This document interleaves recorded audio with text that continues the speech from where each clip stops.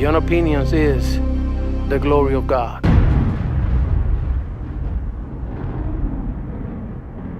Debemos de ir a higher place of love.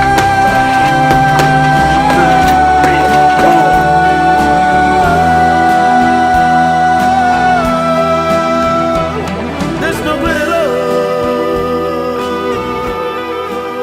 Express my It's amazing to me that when you look at Genesis chapter 19, that's when the story of Sodom and Gomorrah takes place.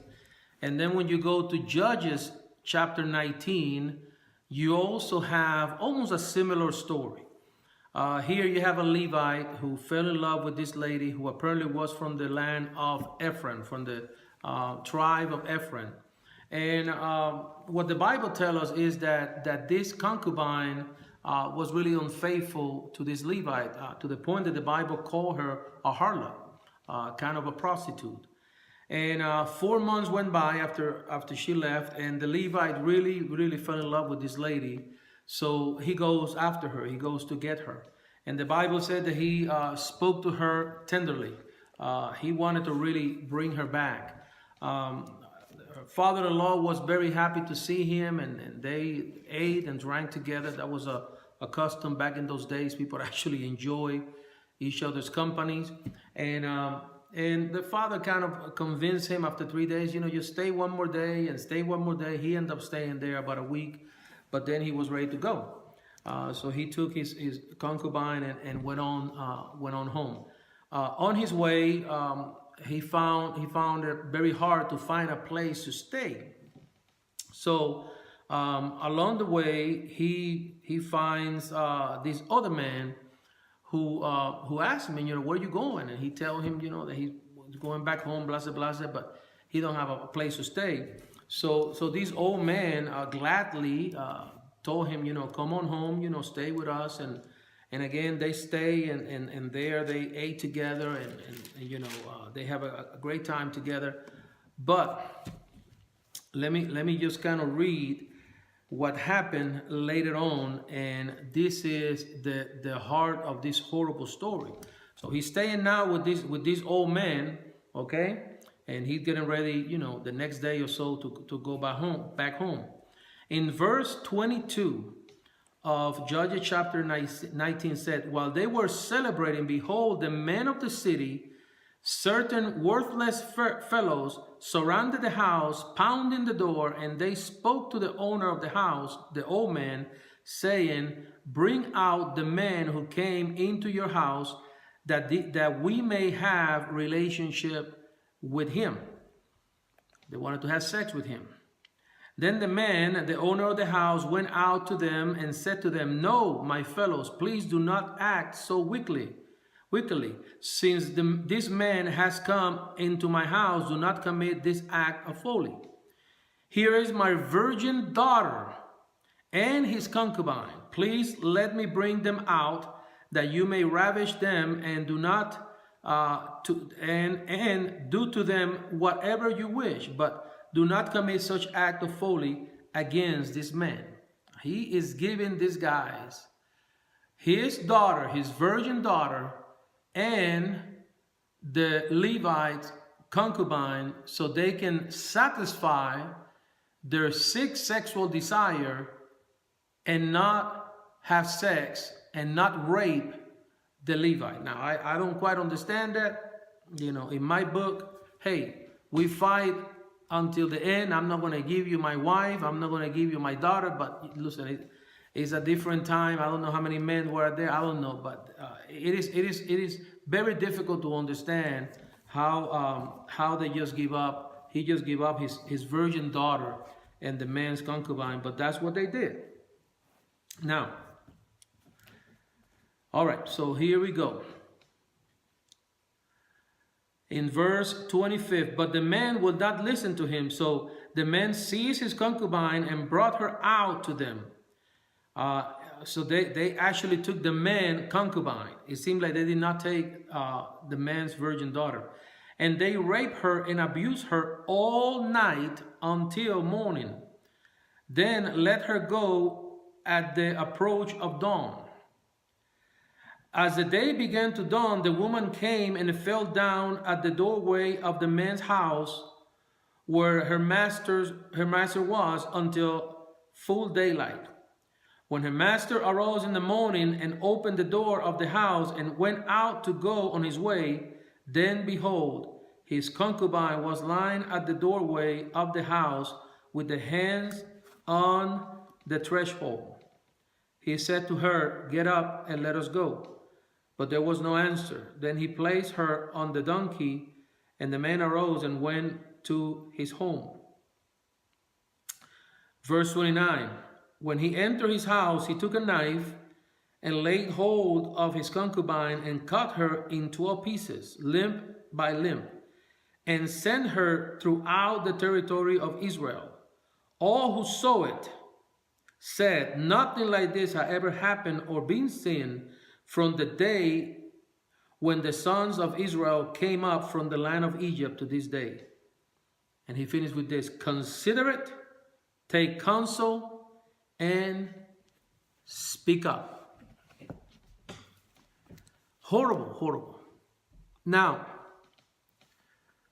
the rest of the story is obviously told in chapter 20 and then chapter 21. And what happened when the rest of the tribes of Israel found out what happened, they were shocked. They were appalled. I mean, again, guys, I'm reading these scandals from the Bible that even today in 2017, this is not acceptable. As liberal as this society is, something like this is just not acceptable. So the 11 tribes, the rest of the 11 tribes of Israel obviously told the leadership in the tribe of Benjamin, bring this man out so they can face justice. And I'm sure they were going to stone them to death, because that's what they did back in those days. But the surprise that takes place here is that I don't know what happened to this tribe of Benjamin, but they refused to turn this man over. This man that wanted to have sex with the Levite, this man that ended up raping his concubine to the point of killing her. So when they refused to turn this man in, the tribe of Israel went into war with Benjamin. Now you have 11 tribes coming against one. And the first time that they went to fight against this tribe, guess what? The Benjamins won. The Benjamins actually put a whooping on the rest of the tribes. So obviously they were destroyed. I mean, but again, they prayed and they went back, and then a second time when they went back, they killed every man in the tribe of Benjamin. Okay? They killed every single man in that tribe. And then they were weeping because, this is one of the 12 tribes of Israel. And they were weeping because now this tribe is pretty much gone. But later on, they work it out. The woman was still alive. They sent some men, and they work it out, and the tribe of Benjamin continued to exist. But what you see here is, again, this sexual perversion caused the destruction of all the men in a tribe. And again, when you refuse to consider what's going on, when you refuse to take counsel regarding what's going on, and when you refuse to speak up, this is what happened. See, this whole thing could have been resolved if Benjamin would have turned over this man, because not all the men did this. It was just a group of men. They would have turned this man over for them to be judged, and that would have been the end of it. But by Benjamin supporting this agenda, sound familiar to you? There is an agenda that is coming against the family. There is an agenda from the very beginning. When we go back to Genesis chapter 6, the devil was trying to contaminate and actually was successful in contaminating the human race. He knew that Jesus was coming through a woman. He knew that. And he knew the prophecy of Genesis chapter 3, verse 15. He knew that he was going to be able to bruise Jesus' heel, but he knew that Jesus was going to crush his head, which that is a little blow. So here, through the fallen angels, they take the daughters of men and they have sex with them, and here comes this demonic things called Nephilims, which were the result of these fallen angels and regular women. And here come the Nephilim, and that was the contamination. The Bible said that the whole earth was corrupted. I mean, there's so much stuff going on there, guys, that again we will need to have more videos about this. I'm reading books about this because there's a lot of freaky stuff that took place, starting right there in Genesis chapter 6. And we cannot ignore what happened there, but it was the devil's attempt to contaminate the human race. And he almost got away with it. But Noah was not corrupt. Noah was not mixed in with all this stuff. And the Bible speaks about Nephilims being also after those days. They were around, and we see plenty of biblical evidence that they were around. Again, the idea is to contaminate. Well, when we talk about this perversion, we're talking about all this sexual perversion and homosexuality and all this going on. Guess what? It's an attack against the family. Now, Jesus already came. Jesus already died. Jesus rose again. He's at the right hand of the Father. The devil was not able to stop that. But now he continued his attack on the human race, attacking the family, attacking our faith, attacking our belief, attacking everything that is established by God. And we don't see it. And if this nation of the United States continue to support this agenda, the United States will also experience the end. Just like Sodom and Gomorrah, just like the tribe of Benjamin, the United States will cease to be the powerful nation that it is right now. Because again, this is what the Levites say. The Levites say, consider it, take counsel, and speak up. And the United States is doing the same thing that these Benjamins did. They refuse to bring this man forth for justice. This is what's going on. And this is nothing to play with, because the end result of this is destruction. There is no other way around. No other way around. When you violate God's ways, when you insist in doing things your way, you might have fun for a little bit. But believe me when I tell you, the end result of sin, the wages of sin, is death.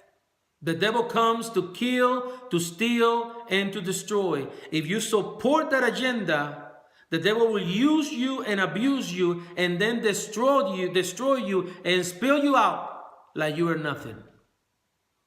This is what we're playing with.